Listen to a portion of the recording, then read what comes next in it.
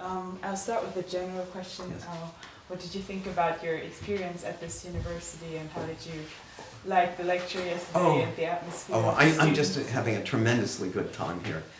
And everybody's being so nice to me. And, you know, I just feel tremendously as if this is a second home.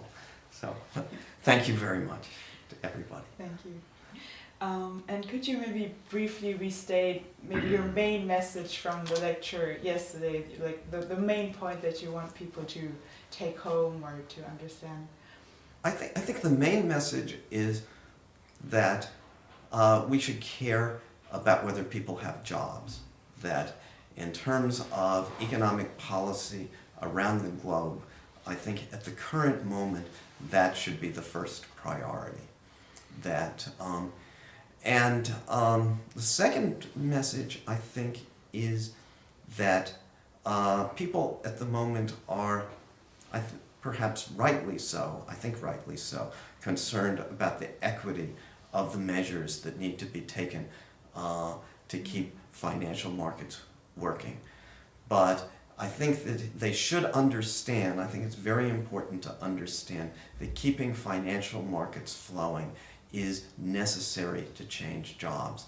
And furthermore, I think it's the most cost-effective way of preserving jobs.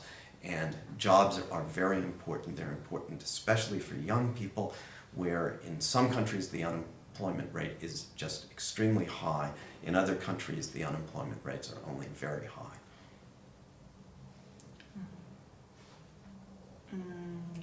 So we've talked a lot about economics yesterday and today, and I find it interesting that you have also previously publicly voiced some opinions about the US administration, or the previous administration. Yes. And we were just wondering what you think about the new administration and the policy changes they have introduced, especially regarding economic policy. I think the new administration is doing as well as one can do in terms of economic policy. So they have very good people in place, and I think they're doing remarkably well. I think that as of a year ago, one would not have thought that we would be doing as well today as we are, on both in terms of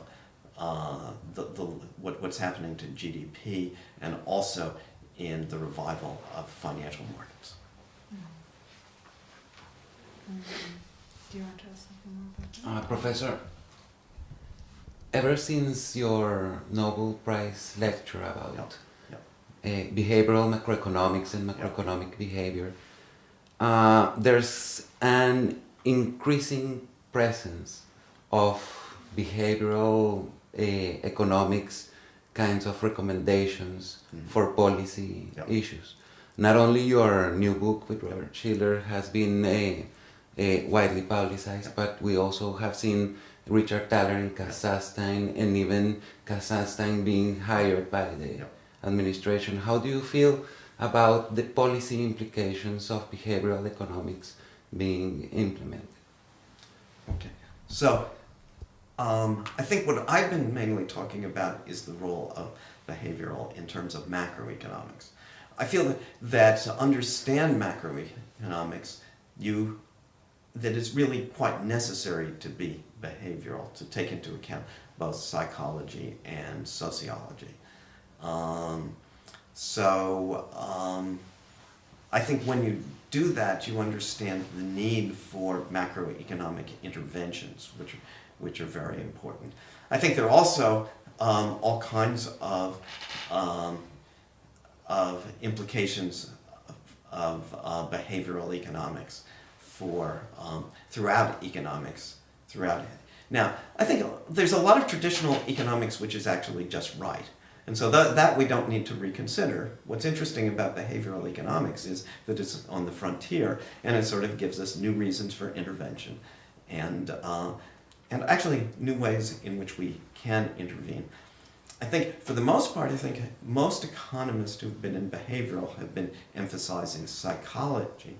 I think beyond psychology, there's also implications of sociology, and I think those implications are important, especially for organizations and how organizations work.